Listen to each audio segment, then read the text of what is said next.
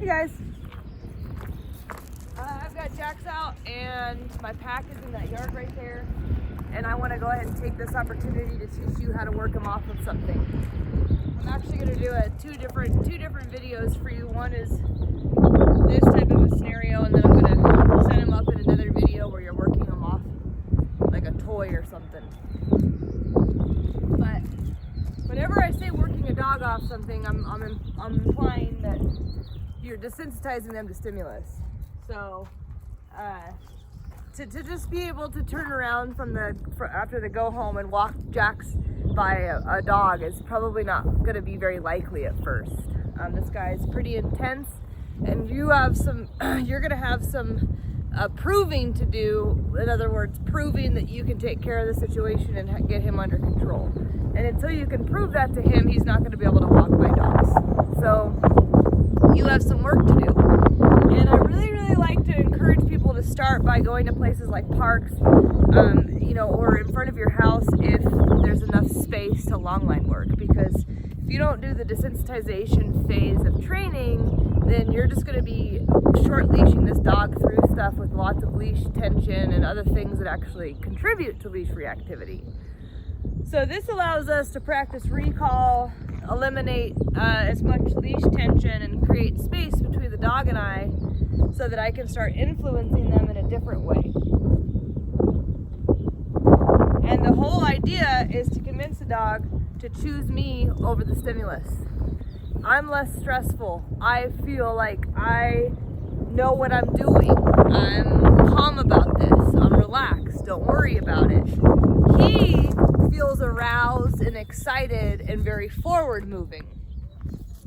So he wants to go run at everything, which could end up getting him attacked or hit by a car or a number of other things. So in order to create contrast between the two, I'm going to be doing a lot of long line work where I'm recalling them off of these dogs behind the fence to say, that makes you feel aroused, overexcited, and overstimulated. But when you're next to me, I'm going to continue to try and influence a calm, relaxed, zen-like state. So the whole idea is that when they start to feel a little anxious or aroused or uneasy about a dog, that they seek you out because you're a source of comfort. So that's kind of the why of this. The how is, look at his posture right now. I don't know if you can see it in the video, but he is in a high state of prey drive. Let's go. And he is fixated. He is locked onto these dogs. I'm adding leash pressure, but that is not influencing him enough to get him off the dogs immediately. So this is why there's a desensitization phase, because when they're still showing this level of intensity over stimulus, I'm not ready to go on a walk yet. I need to expose them to these things in a different way so that I can desensitize them. So when I'm watching him and observing him, and this is what you're going to be doing, is when you see stimulus, how does he respond to it? Jax, come.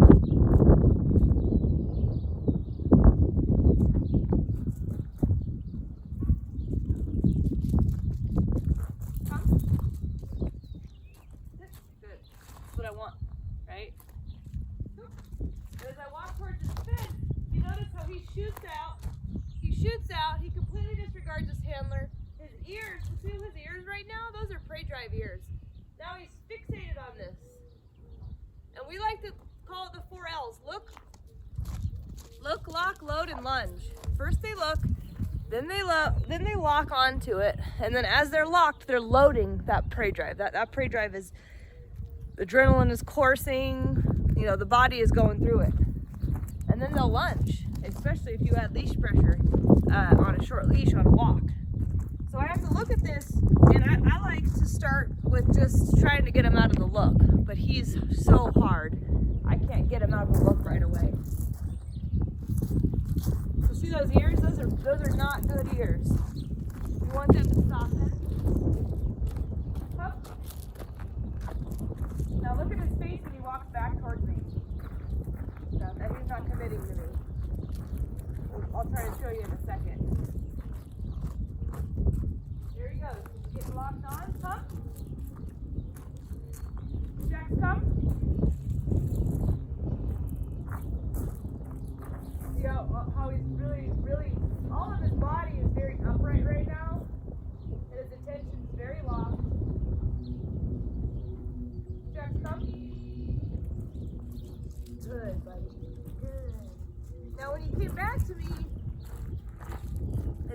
were soft, his forehead was soft, he was looking at me, right? So I'm switching the drive. This makes him go into prey drive. I'm teaching him, look at me, pay attention to me, stay calm. Let's go.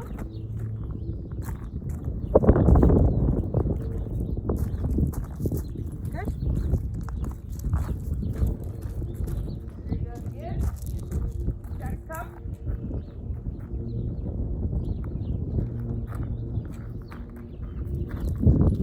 Nice.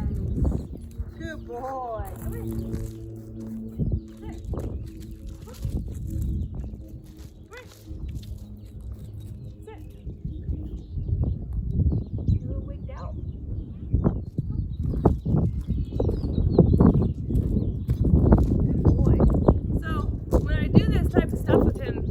When I'm gauging a dog and their drives and their intensity and what's going to be required to get this guy in order, I like to pay attention to the level of repetition I have to do in order to get through the dog's brain. Now Jax hasn't been here for very long, so he's gonna become a lot easier as his stay continues on. He's already way better today than he was yesterday.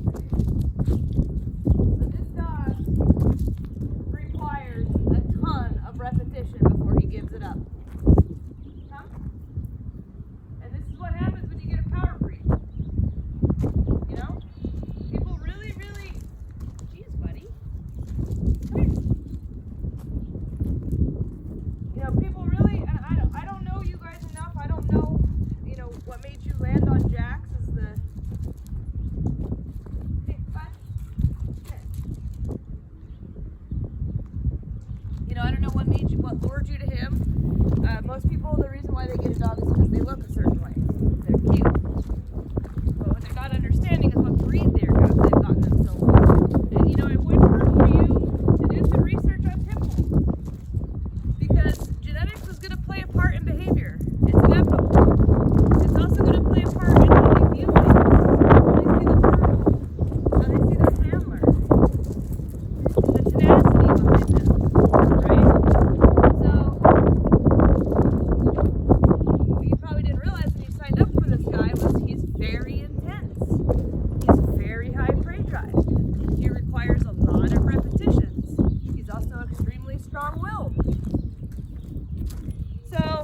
Strong-willed dogs, your will has to be stronger than theirs, or else they'll just walk right over you. And they definitely won't choose you, and they definitely won't listen to you when you need them to. So, the follow-through on this guy is important. And that is continuing these repetitions. Good choice, buddy. Well, basically until you get that, which is that I didn't have to say anything or tap my e-collar or extend or put pressure on my long line for him to turn off the tack himself and say, I'd rather be with you. I don't really want to be over there where it makes me all aroused and uncomfortable. Come.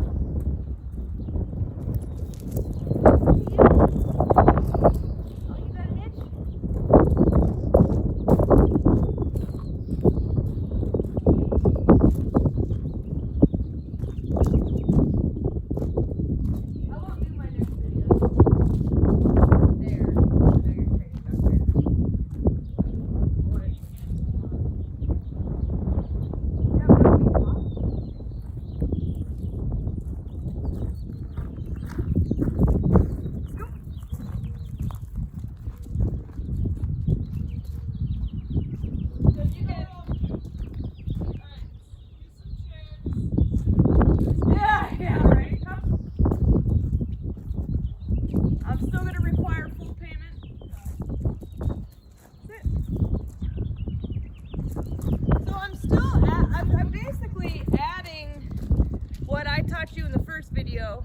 About movement, let's go, calm, sit, drives, when to make those decisions, when to make the decision to turn based off of his state of mind.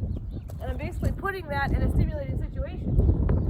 And I'm saying, all right, now you kind of know these motions and you know the commands and you're starting to realize how it feels to be a pack drive. So let me utilize all this information and put it in a situation where your interest is much greater in the pack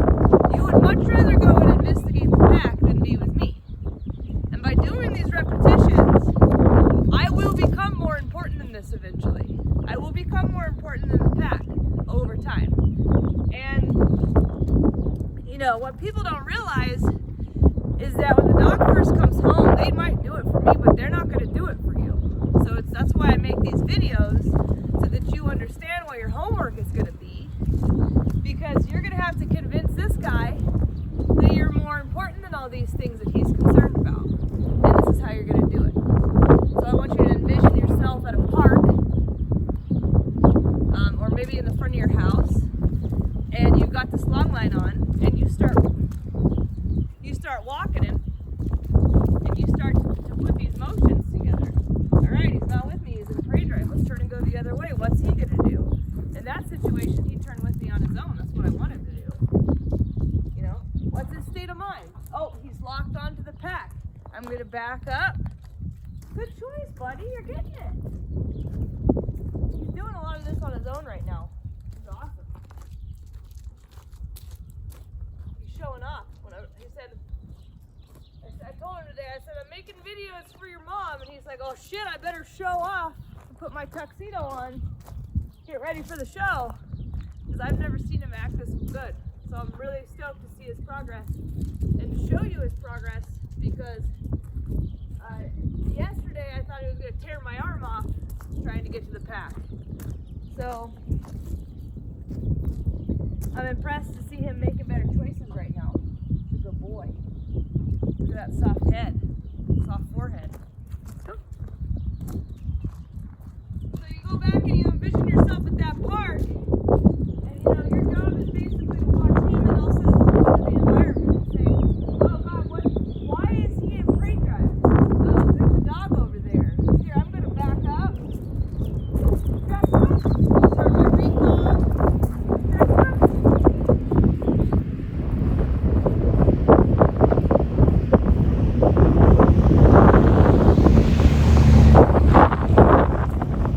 And just start reading the same motions that I was explaining in the first video I sent you when I get the dog around.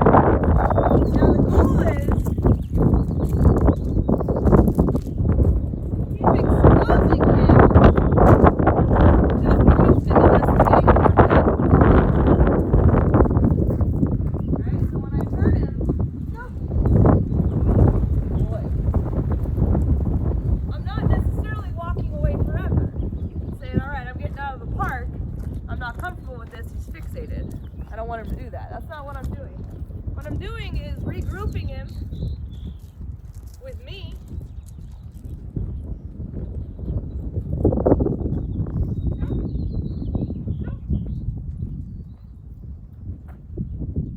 This is regrouping right here. See, we're regrouped now. He's not looking anymore. So that's one way to regroup with the let's go. The other one is the recall. So you see I'm using that same thing in the video to regroup him. That first video I sent you to regroup him with me. How do I regroup him with you? And so I'm basically saying, hey man, this is the drive I want you to be in when we're in this area. This is how I want you, this is the drive I want you to be in when these dogs walk by, when these bikes drive by, whatever it is it's reactive towards. And you can even see this payoff, right? So this repetition, this is the drive I want you to be in, buddy. This is the drive I want you to be in. It's starting to actually translate when stimulus is around. It's a good boy.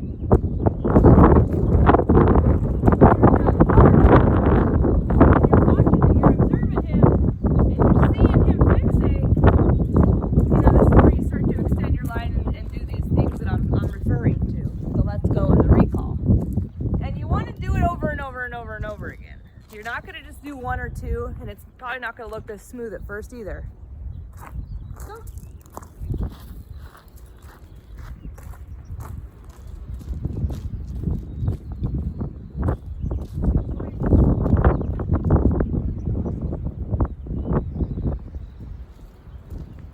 And you know, I could even see him the first time you take him to a park or just even outside of your road, ping-ponging around, like not even looking at one thing, just looking at everything. Ping, what's that? And then going over there, what's that? So it's your job to just continue to redirect that state of mind back into you. Let's go, get him lined up. Jax, come here, sit, line them up. Let's go. And the more you do it, right when you see that starting to happen, the better it'll be. In other words, the attentiveness that you share with him as to say, oh, you're in pack drive, I'm going to immediately respond to this, gets you further faster than being unattentive and not really knowing what drive he's in. So he stays in it so long, he's now harder, you know? The longer they stay in this state of mind that he's in right there, the harder they get. The reason is because this state of mind produces adrenaline. It produces cortisol hormones. So I'm naturally going to start getting a dog that's more hyperactive, stubborn, and stoic when you start adding those chemicals to the body. So when a dog loads in prey drive on something, they are naturally spiking their energy levels because adrenaline is coursing through their system. So the faster you are about moving that state of mind, and you know, I say fast, but look how I'm not frantic. You know, I'm not in a hurry. I'm just aware I need to get moving. The more success you'll have when you bring that level of attentiveness to the table and start redirecting the state of mind that he very, very continuously tries to be in. You know, he's very, very high prey drive dog, so he obviously has tendencies to go into that drive very quickly. Now, how the session will end, he's doing super well right now. He's getting locked on here and there, but for the most part, Jax is, for only being here for 5 days, showing me that he has lots of potential. So that's good news. Let's go. Good. Yes. Good job, buddy. But so, as I continue these repetitions over and over and over again, you can see. Good. Good job. I keep giving him direction over and over and over again. But there are times when I don't have to say anything at all to him and he just does it. And when they do that, they're choosing you over the stuff. Whatever it is, person, dog, horse. We just had a horse walk by, so why not throw horse in there? Let's go. That's cute. Just seeing it from here, seeing it all laid out like that. Let's go.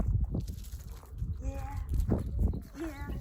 So if I see him go into that prey drive and he locks on the stimulus, you know, I'm testing him. If I back up, what are you going to do? And when they follow you, then they're with you. And they've chosen you. And they're in pack drive. And they'd rather be with you than the stimulus. When they stay out and you have to start giving them information, Jax, come, let's go, and add in your tools to the mix, which I got to show you how, then you have a dog who's not with you. And this is why we have to desensitize him to these things. Because at first, when he comes home, he's going to be used to not choosing you over anything. And so it's going to be your job to go out into the world and say, buddy, I know you're a high prey drive dog, and I know that we started off on the wrong foot, but I need you to choose me over all these things. It's safer, it's healthier, it's better for your stress levels, and it's better for our relationship. So definitely going to avoid the walk still when he gets home. He's going to be so much better in 2.5 weeks.